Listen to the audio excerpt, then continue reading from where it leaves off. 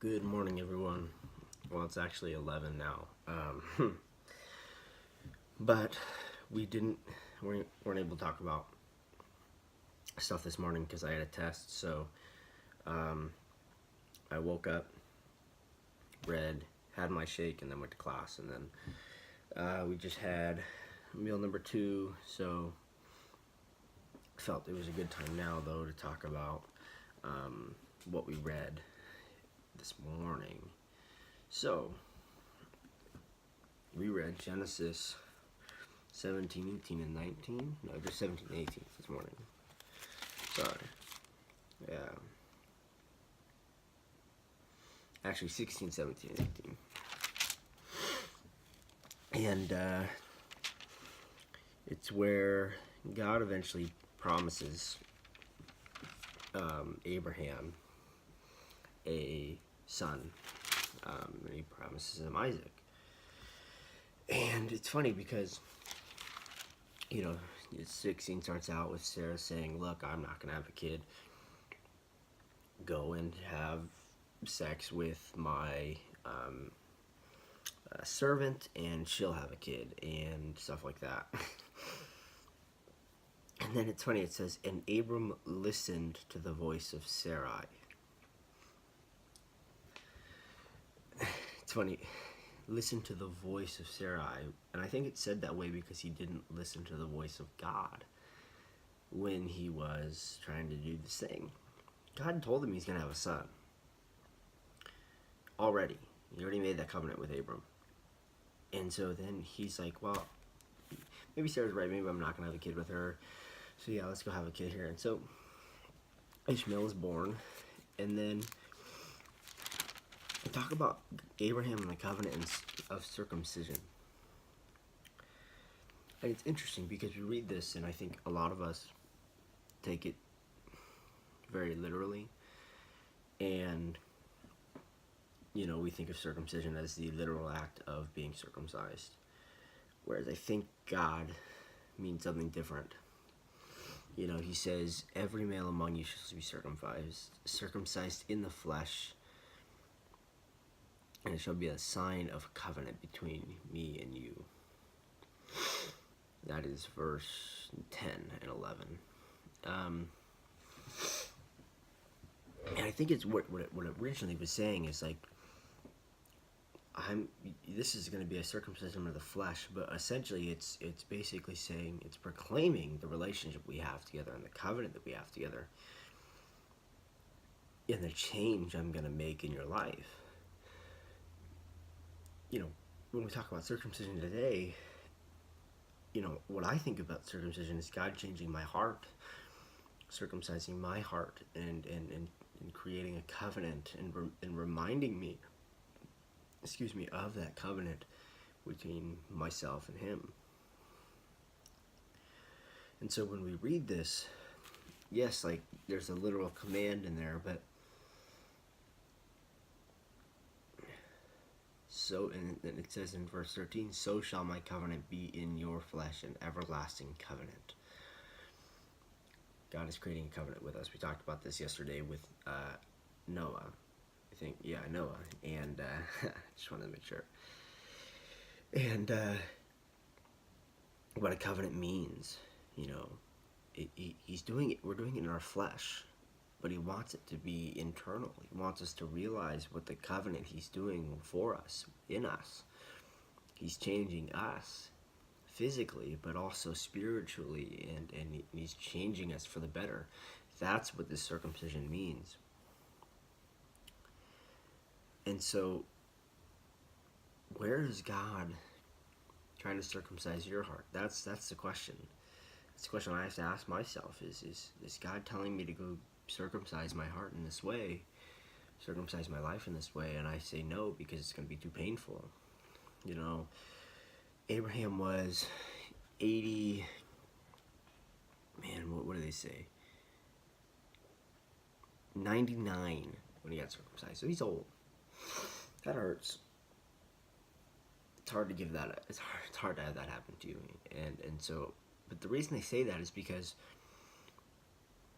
we in our lives have something that we've clenched onto for so long that God has asked us to give up, to show the covenant that we have with him and to show the relationship we have with him. And it's going to be really painful to give it up. What is that thing? Are you listening to God?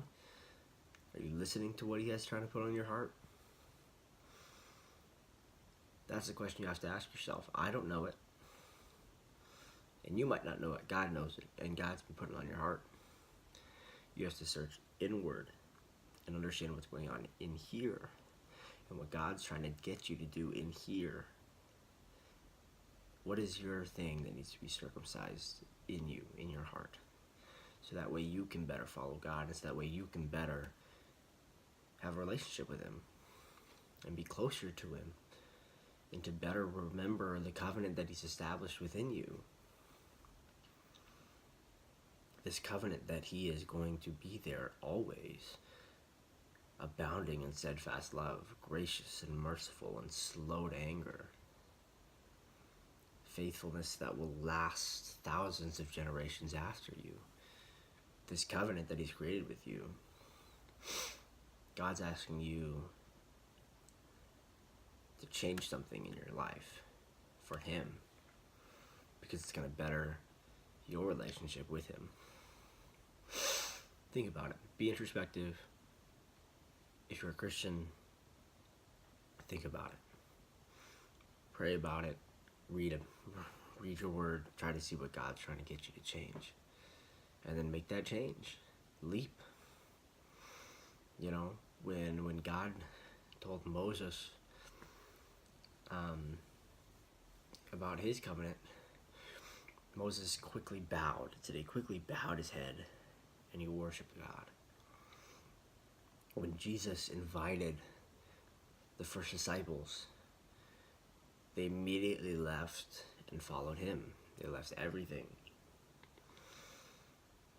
We don't do that anymore. So what is something that you can do where God is calling you to follow him? Leave this behind and follow me. What is that thing? It's a hard question, but I think if you think about it hard enough, you already know, because God's been telling you for a while. Alright, so we're going to get this day started. This is my favorite part of every morning, and I'm going to say that a lot, because it just starts the day off right. It starts your day off on a right note, and what you think about for the rest of the day is so much greater, because you've spent time with God. So we're gonna have an awesome day. We're gonna have an awesome Thursday, and yeah, guys, have an awesome Thursday. May God bless you and bless everybody around you, and bless what you're doing today.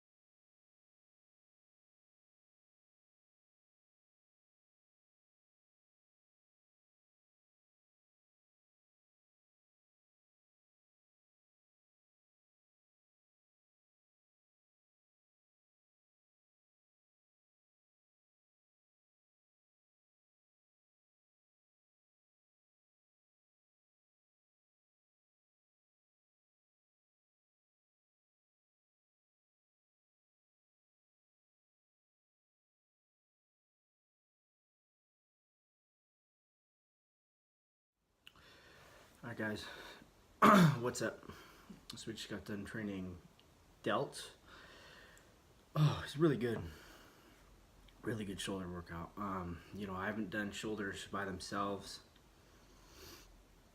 since last school year, so May of last year. Just because my shoulders have always responded pretty well, and I didn't want them to be overpowering when I did this prep, so I did side delts and front delts like as supersets with my chest workouts for the majority of the time this summer. But now it's about getting bigger and putting more muscle on everywhere, so I'm going to do shoulders by themselves once a week. And I think everywhere can use more muscle, like my shoulders. And Piana always said you can never have too much side delt, and so that's what I'm going for, is a bunch of side delt. But I want really big shoulders. I want boulders. But yeah, so we did shoulders, and I upped the cardio today. I know it's only been 3 days, but for me, I've been eating a lot more than I was during my show, so I've kind of put on a lot more water weight than I would have liked, so I'm starting to look blurry in the back, and my abs are starting to go, and so I don't want that to happen. And so I upped the cardio to 20 minutes today. And what I do is, so if I'm on the bike, just a little bike where you sit down and you pedal, I start at level 5, and then every 5 minutes I just increase the level. So I went up to 6. I was at level 8 by the end of it. And so I try to squeeze my core, squeeze my hamstrings and stuff. I actually really like that bike. I feel like I'm able to, get a little bit more out of it than, the spin bike actually. And the pace is around 15 miles per hour. It varies because it's not a steady pace. It's just, you try as steady as you can get it. Yeah, so I did that, increased that. So today we'll talk about the meals. We had breakfast, we had the shakes, we had a shake. Then after our test, we had ground turkey and rice. Then third meal was chicken and rice, and then we had the muffin, and then we just had another shake. And now I'm in the process of buying egg 24/7 egg whites, just because they're actually the cheapest egg whites on the market, cheapest pure egg whites actually too. You get 2 whole gallons for $75. And so if I'm doing 10 egg whites a day, which I won't be doing, but if I was, that'd be around a month. It'd be about 27 days, 26 days worth of eggs. So that's good, and it's a really good price. I don't have a discount code or anything for you guys, but if you're looking to put egg whites in your shake, or you just have egg whites in general to cook and eat, they're good. They're a good source. So that's what I would do. That's what I'm about to buy. You'll see in the training video that I'm gonna put on that I'm wearing a brand new Victory t-shirt. I'm part of the Victory clothing team, which if you look down in the description, I have my discount code, which is WHIT10 for 10% off all of their products on their site. So go ahead and use that. They have some awesome clothing. I got a baseball tee as well, and I'm gonna get a hat and some joggers here soon, just because they just have some really cool gear. And what they stand for, what Victory stands for, is a big deal. I have my interpretation of what Victory means, and but they're a really great company. So yeah, shoulders were today. I'm not really sure what we're gonna train tomorrow, because so I did chest on Monday, back on Tuesday, legs yesterday, and shoulders today. So I've hit everything, except for arms by themselves, but I don't think I'm gonna do arms by themselves. I'm not sure yet, because we're doing the feeders, and I like to do them post, like I did biceps after chest, and I did triceps after back. But we'll see. I kind of still like to do them by themselves. They're fun to train. So might do arms tomorrow, chest again on Saturday, and then Sunday it's just gonna be calves and forearms. We're gonna do that, and so like a 35-minute workout with 20 minutes of cardio on Sunday. But yeah, guys, it's going good. Like I said, so I weighed in at 155 pounds at the gym. I'm not going to use my scale in my bathroom anymore. I'm going to throw that thing away because yesterday when I stepped on it, it said 151, and then I stepped off it, and then I stepped on it again and it said 153, like literally within seconds. And it's on a hardwood surface. It's just not a great scale, so I'm just gonna weigh in at the gym every day. And I realize that means I'm gonna have food in me, so you know, I'm gonna give or take some, like, probably subtract a few pounds. So probably on an empty stomach, I'm still about probably 152. But yeah, 155 today. Like I said, a little bit too watery, a little bit too fat. So cardio's up, abs are up. Still doing the vacuums. My room is finally clean enough that I'm probably actually going to be able to show you the feeder workouts tonight. Like I said, it's 60 curls and 100 extensions, and we're not going to lock out, and we're not going to squeeze, and we're not going to squeeze here. We're just going to pump, and we're going to pump. So you'll see me doing it. I'll just go really fast with the dumbbells, and so you're just trying to, it's going to actually work the long head here. And it's actually also going to work this head of the tricep, and then the biceps. We do 3 sets. So the first set's like this for me with my hand supinated, and then I'm actually going to do hammer curls for the second set, and then the third set supinated again, just because I want to be able to work the brachialis and my forearm a little bit, because my forearms are always lacking. And the brachialis is something that when I do this on stage, I want it to pop. Like if you watch Dexter Jackson train, and you can just see his brachialis just popping out. Same with Phil Heath too, but Dexter's got a crazy brachialis in that bicep. So yeah, guys, we'll show you that tonight. I'm starting to realize how hard it is to get training videos by myself, so I'm probably not going to do very many. I got about maybe 3/4 of the shoulder workout tonight. But so you'll see that, and we'll talk about that while that's happening. So yeah, we have, let's see, we have one more meal and then a snack. I'll probably end up just eating 2 more meals, but no carbs in the last meal. I think it'll just be an egg meal. But yeah, guys, hope you guys are enjoying it. Hope you guys are killing it. Let's keep going. See ya.